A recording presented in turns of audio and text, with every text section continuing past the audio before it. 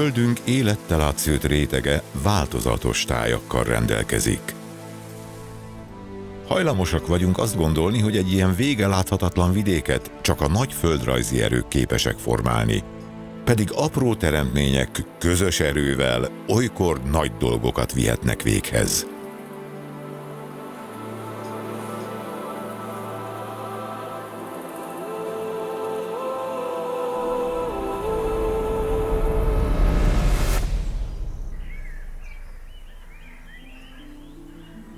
Tavasszal mi sem természetesebb, mint a virágzó fák látványa.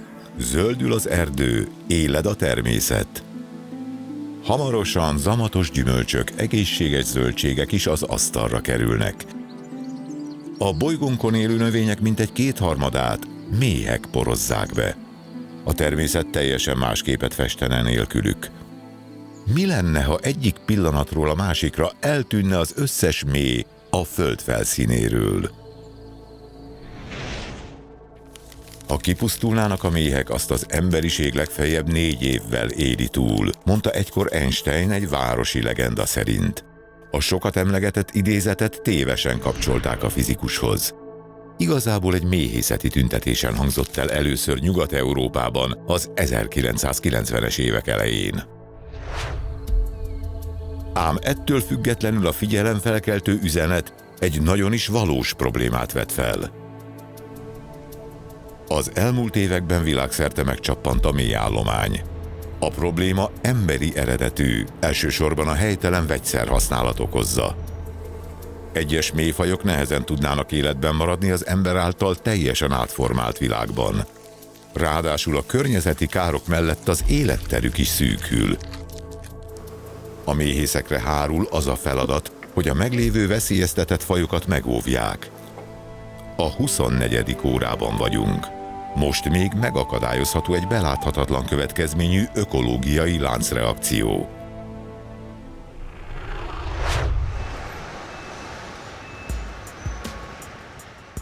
A helyszín Magyarország. A Kárpátok koszorújában megbúvó kis államban ezidáig még nem csökkent a méhek száma, sőt, inkább növekedett az elmúlt években. Az itt előállított méz az egyik legértékesebb kategóriába esik. Bross Péter az Országos Magyar Méhészeti Egyesület elnöke. Szerinte Magyarország kivételesen kedvező helyzetben van a méhészet tekintetében. Körülbelül 20 000 ember foglalkozik méhtartással, 1.200.000 méhcsaláddal dolgozik ez a közel 20 000 méhész, és 93 000 négyzetkilométeren megtermelni közel 30 000 tonna mézet nagyon-nagyon ritkaság számba megy. Méhésznek lenni nem csak munka, hanem életforma. Ezt mi sem bizonyítja jobban, mint Szökendi Géza, aki 90 esztendős, és a mai napig aktívan méhészkedik.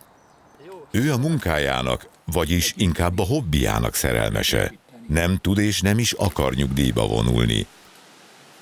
Elmondása szerint ma is nehéz a méhészek élete, de 70 évvel ezelőtt, amikor a pályát elkezdte, ez még inkább jellemző volt. Sokaknak nem is volt pergetőgépe, nagy volt a szegénység. Ambrózi Béla, van neki könyve. A könyvében ajánlotta, hogy tartsatok méheket, mert akkor nem lenne annyi szegény ember. A méz és az ember kapcsolata bizonyíthatóan legalább a kőkorig nyúlik vissza. Magát a mézet medvecsaléteknek is használták. Ekkoriban azonban nem történt tudatos méztermelés. Mintegy 9000 évvel ezelőtt háziasította az ember a méheket. Otthont adott nekik a mesterséges kaptárakban.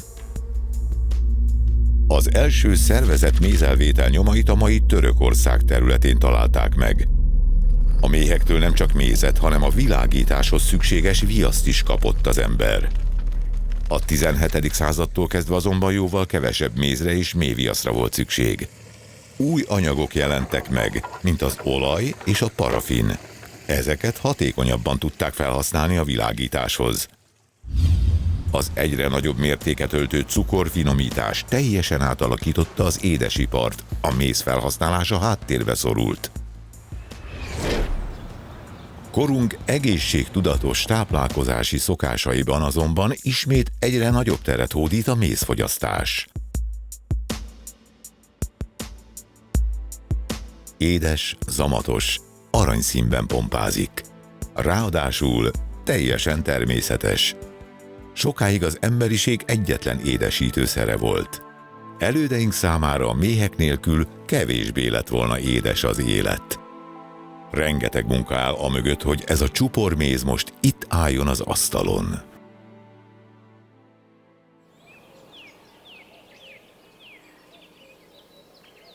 Hajnal van. A reggeli harmat már kezd felszáradni, és a hőmérséklet is emelkedik. Ez a nap sem lesz más, mint a tegnapi vagy a holnapi. Kezdődik a mai mézkészítés is.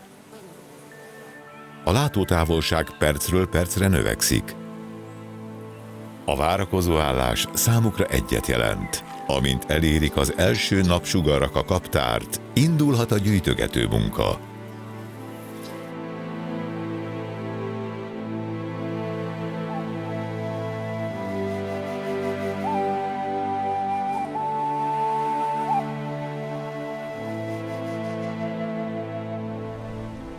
A méhek képesek akár 5 kilométerre is eltávolodni a kaptártól. A nap állásából tájékozódnak, így nem tévesztik el az irányt, könnyen hazatalálnak. A nyár előre haladtával csak úgy roskadoznak a virágporban gazdag mezők. Néha csupán néhány másodpercet töltenek egy virágon, és szállnak is tovább a következőre. Ezzel elvégzik a beporzást. A virágpor egy finom, könnyű anyag. A méhek a virágra való rászálláskor az egész testüket be tudják borítani vele. Ezt utána összegyűjtik, és a hátsó lábukra tapasztják, hogy könnyebben szállíthatóvá váljon. A szipókájukkal kiszívják a virágból a nektárt, amelyet a mézgyomorban tárolnak el. Már itt a gyűjtögetés során elkezdődik a mézkészítés. 1 kilogramm méz előállításához 20 000-szer kell fordulni a kaptár és a gyűjtőhely között. Ez elképzelhetetlenül nagy munka lenne egyetlen méz számára. Egy méh családból egyszerre akár több ezren is úton lehetnek. A munkát magas fokon és jól szervezetten megosztják egymás közt. Egy méh csak annyi virágport és nektárt gyűjt, amennyivel még hazabír repülni a kaptárig. A bejáratnál kapuőrök fogadják az érkezőket. Itt ellenőrzik, hogy a gyűjtőméh ehhez a családhoz tartozik-e, és ha igen, hozott-e magával virágport és nektárt. Az előbb még a terepen dolgozó méh most újra az otthonában van, a kaptárban. Az akár 70 000 méhet is számláló méh családban nagy a jövésmenés, de semmi nem történik ok nélkül. Mindenki tudja a feladatát. Káosznak nyoma sincs. A nemrég visszatért méh a magas víztartalmú nektárt a hatszögletű lépsejtekbe töltve raktározza el. A gyűjtő innentől átadja a feladatot a mézérlelő munkásoknak. A nektárcseppek többszöri felszívása és leadása során különböző enzimek kerülnek a feldolgozás alatt álló anyagba. A szárnyukkal keltett légáramlattal elpárologtatják a felesleges vizet, ezáltal a nektár sűrűbbé és tartósabbá válik. Így lesz belőle méz. Az érlelési folyamat akkor tekinthető késznek, ha a víztartalom 18% alá csökken és a méhsejteket lefedik viaszréteggel. Ez a beérlelt állapotú méz már készen áll arra, hogy az ember elvegye.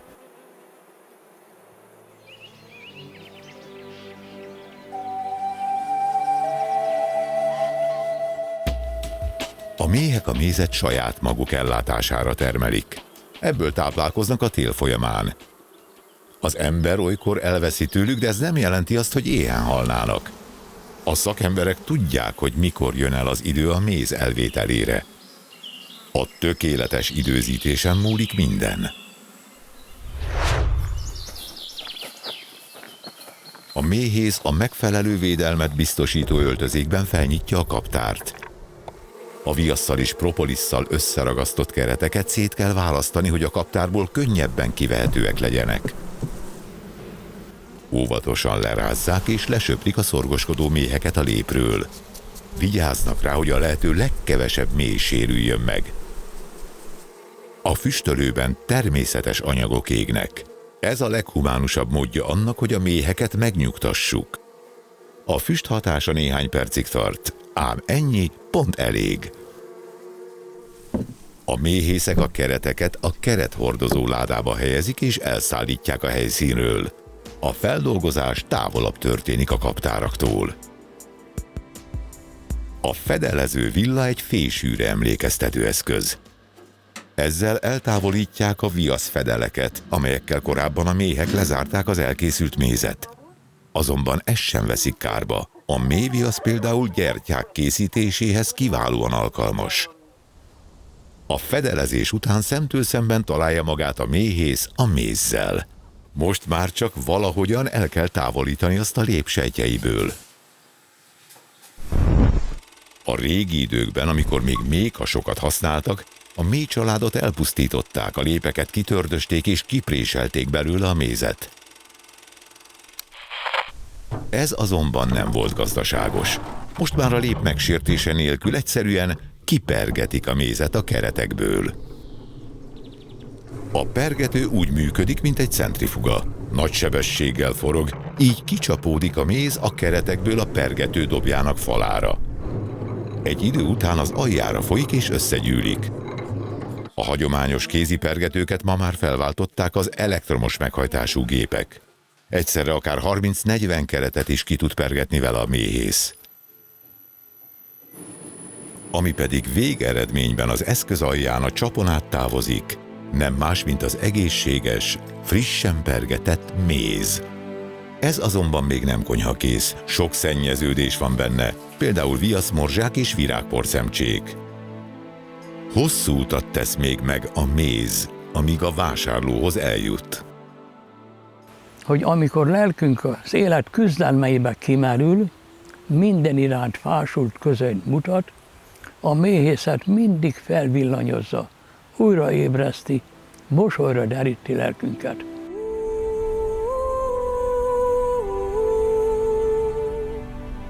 A méhek államalkotó rovarok. Szerveződésüket a Föld legfejlettebb társadalmának is tartják. Egy méh családban csak egy királynő lakik, ő irányítja az egész családot. Akár 3 évet is élhet. A herék által megtermékenyített petéket kizárólag ő rakhatja. A herék a hímméhek. Belőlük alig néhány száz él a kolóniában. Jelenlétük csupán a szaporodáshoz szükséges. Ha már nincs szükség tovább a szolgálatukra, egyszerűen kiűzik őket a kaptárból. Ezzel halálra vannak ítélve. A dolgozók a méh család legnagyobb számú tagjai. Nőneműek, valamivel több mint 40 napig élnek, és a legtöbb munka rájuk hárul. Ők alkotják a kaptár több mint 99,5%-át. Egy kaptárban naponta akár 1500 méh is kibújhat a sejtekből, és körülbelül ugyanennyi el is pusztulhat. A méh család létszáma a nyári időszakban így többé-kevésbé állandó. Ez a méh épp most születik, teljesen védtelen. A darázs kihasználja a lehetőséget és elpusztítja a védekezésre képtelen újszülöttet. A tehetetlen méh könnyű prédának számít. Nem volt szerencséje. A legtöbb esetben azonban a születés kevésbé veszélyes. Az újszülött méhek könnyen kirágják magukat a sejtekből. A kibújást követően azonnal munkába is állnak. Nem tanítják meg őket az idősebbek semmire, ösztönösen teszik a dolgukat. A méhek világában nincsenek lázadások vagy munkasztrájkok, mindenki elfogadja a kijelölt feladatát. Tévhit, hogy a dolgozók ugyanazt a munkát űzik egész életükön át. A születést követően még egy jó ideig nem hagyják el a kaptárt. Első napjaikban a sejtek takarításával foglalkoznak.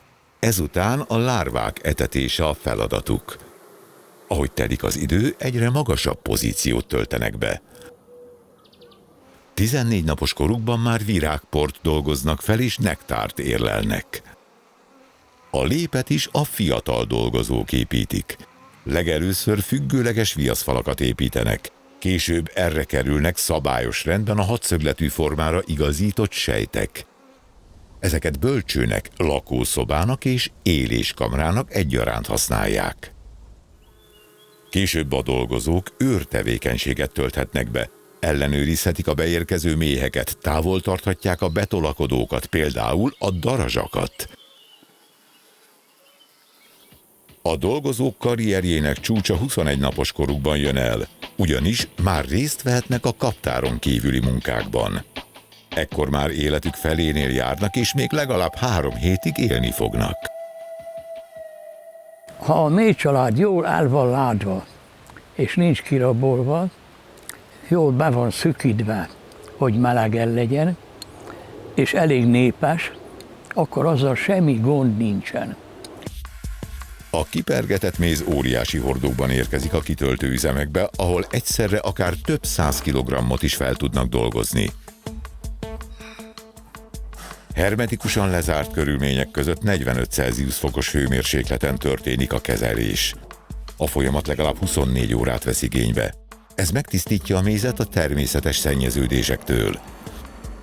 Az átszivattyúzást követően megkezdődik a kimérés. A gépek gramra pontosan ugyanannyi mézet töltenek minden egyes üvegbe. Nem történhet emberi tévesztés az adagokat illetően. A leragasztott zárjegy garancia a megbízható, ellenőrzött forrásra. A kimérést követően felpakolják a rendezett üvegeket a szállítóautóra, és már indul is a szállítmány a kijelölt boltokba, piacokra. Az élelmiszerek fogyasztásának piacán egyre nagyobb igény mutatkozik arról, hogy a fogyasztók tudni szeretnék, hogy az adott élelmiszer honnan származik, mi a pontos eredete. Az élelmiszerboltokban a bőség zavara fogadja a vásárlót. A legkülönbözőbb színű, állagú és fajtájú mézeket kínálják eladásra. De hogyan lehetünk biztosak abban, hogy jól választottunk? Nekünk soha nem volt gondunk a mézet eladni. Amennyit termeltünk, mi mindig annyit eladtunk. A méz meglehetősen bizalmi termék. A vásárló különösen megnézi, hogy melyiket is vegye le a polcról. Évente átlagosan 2,5 kg mézet fogyaszt el egy ember Európában. De vajon tudjuk-e, hogy ennek mekkora része származik megbízható forrásból? 2015. október 30-a, Brüsszel. Méhészek tüntetnek az Európai Bizottság székhelye előtt. A követeléseik világosak. Gátat kell szabni az olcsó, hamisított méz importjának. Laboratóriumi vizsgálatok bizonyítják, hogy az Európai Unió országaiba irányuló olcsó méz nagyobb hányada ipari hamisítvány.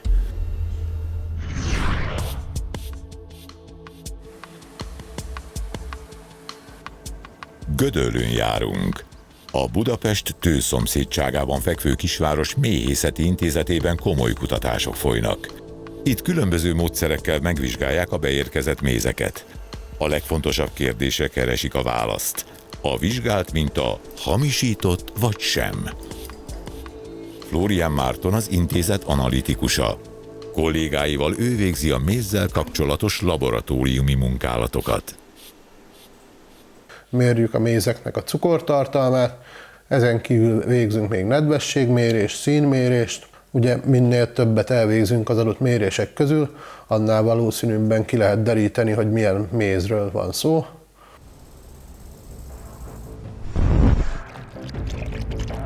Lelkiismeretlen termelők a nagyobb haszon reményében a méhekkel cukorszirupot etetnek fel. Ez mézhamisításnak minősül. A cukrot a méhek ugyanúgy lebontják és érlelik, mint a nektárt, ám ez egyáltalán nem nevezhető valódi méznek. Bár a cukorszirup ára plusz költséget jelent a termelőnek, a méz árához viszonyítva ez jóval kevesebb. Az említett példa azonban csak a jéghegy csúcsa. Számos módszer létezik még az ipari méz előállítására. A felszereltebb laboratóriumokban már a legösszetettebb hamisításokat is képesek kimutatni. Dr. Szigeti Tamás, a Wesling kutatója. Szerinte az élelmiszerbiztonság fő feladata az, hogy mindig egy lépéssel a hamisítók előtt járjon. csak értékes dolgokat érdemes hamisítani. Ugye ebből az is következik, ha most mézről beszélünk, hogy a méz értékes dolgok közé tartozik. Az értékes dolgok közé tartozik. Azért előbb-utóbb nem lesz érdemes olyan szintű hamisításokat csinálni, milyen szintű méréseket már az analitika képes lesz elvégezni. Ha akarjuk, akkor le tudjuk buktatni a hamisítókat. A néhány évvel ezelőtti figyelemfelhívó megmozdulás elérte a célját.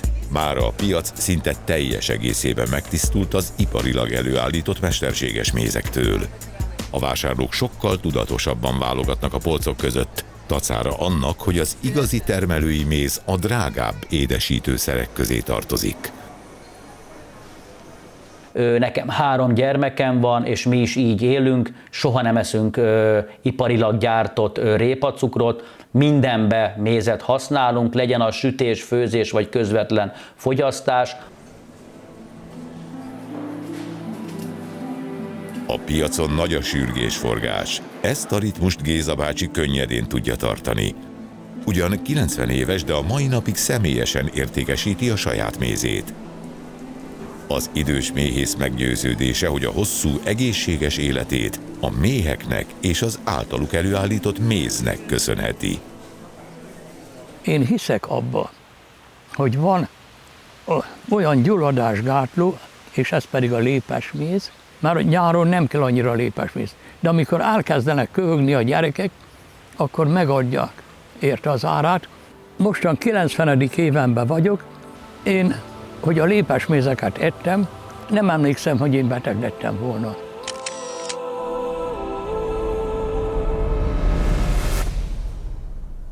A helyi méz vásárlásával a vevő a közvetlen környezetének biztosít munkát és megélhetést. A méz természetes eredetű élelmiszer. Nem szabványosítható, mint egyes mesterséges termékek. Szinte minden tájon más és más lesz az íze. Egy sütemény receptjében lévő cukor sok esetben teljes mértékben kiváltható mézzel, amivel még egyedibb ízvilágot lehet adni a készülő édességnek. A megvásárolt mézet érdemes 1 éven belül felhasználni, mivel utána csökkenhet az illóanyagok mennyisége. A méz azonban sosem romlik meg, akár a több ezer éves leletek is nyugodtan elfogyaszthatók.